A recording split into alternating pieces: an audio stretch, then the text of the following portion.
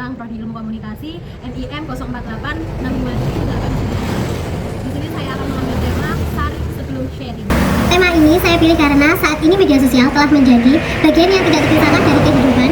Berbagai informasi dapat diperoleh hanya dengan hitungan detik melalui Instagram, TikTok, YouTube, dan masih banyak lagi.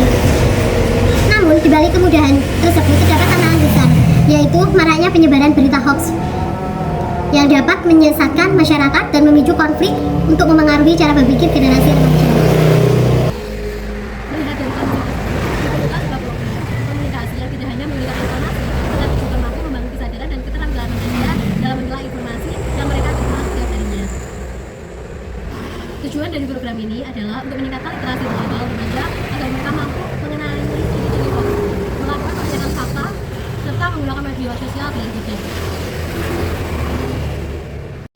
Kegiatan ini akan dimudahkan seperti pembuatan video edukasi, yang kedua publikasi infografis interaktif, dan yang ketiga webinar literasi digital bersama narasumber kompeten, terakhir yaitu quiz daring dan juga lomba-lomba pembuatan konten kreatif bertema anti hoax.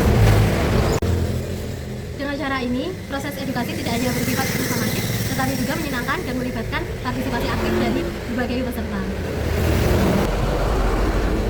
Pelaksanaan program dibagi menjadi 3 tahapan. Tahapan yang pertama yaitu penyusunan materi, yang kedua pembentukan tim pelaksana, yang ketiga adalah perencanaan media dan jadwal kegiatan. Melalui program ini saya berharap generasi muda tidak hanya menjadi pengguna media sosial yang aktif, tetapi juga menjadi agen perubahan yang benar, yang mampu menyebarkan informasi secara akurat di lingkungan digital yang baik.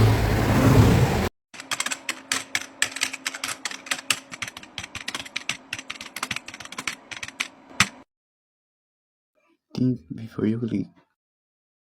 Polisi menangkap seorang mahasiswa atas penyebaran berita bohong di media sosial. Tersangka mengarang cerita tentang adanya pelecehan seksual yang dilakukan seorang pengurus BEM Fakultas MIPA Universitas Negeri Yogyakarta kepada salah seorang mahasiswi baru.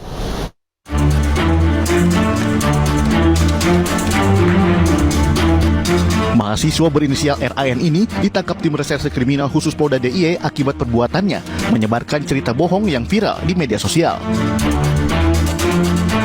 Dalam cerita bohong yang disebarkan itu, dinarasikan salah seorang pengurus BEM Fakultas MIPA Universitas Negeri Yogyakarta telah berkali-kali melakukan pelecehan seksual kepada salah seorang mahasiswa baru. Tak terima disebut sebagai pelaku pelecehan seksual, pengurus BEM berinisial MF kemudian melaporkan media sosial yang menyebarkan cerita bohong itu. Polisi pun menangkap RAN yang ternyata adalah rekan MF. Kepada polisi, tersangka mengaku menyebar cerita bohong di media sosial karena sakit hati kepada MF. Dalam kasus ini, polisi juga menyita sebuah telepon genggam milik tersangka yang digunakan untuk mengunggah cerita bohong ke media sosial. Akibat perbuatannya, tersangka dijerat pelanggaran undang-undang.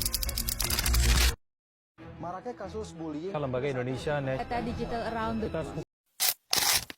Pencarian upaya menjadi di lembaga ternyata dimanfaatkan sebagian orang untuk menyebarkan berita bohong hoax atau terkait dengan informasi COVID-19. Kita akan ke kasus pertama pemirsa. Kominfo ini mengangkat pemberitaan yang beredar di media sosial YouTube. Berita hoax tentunya dapat merugikan dan menggemparkan masyarakat. Berita hoax. Seperti televisi dan radio masih menjadi pilihan.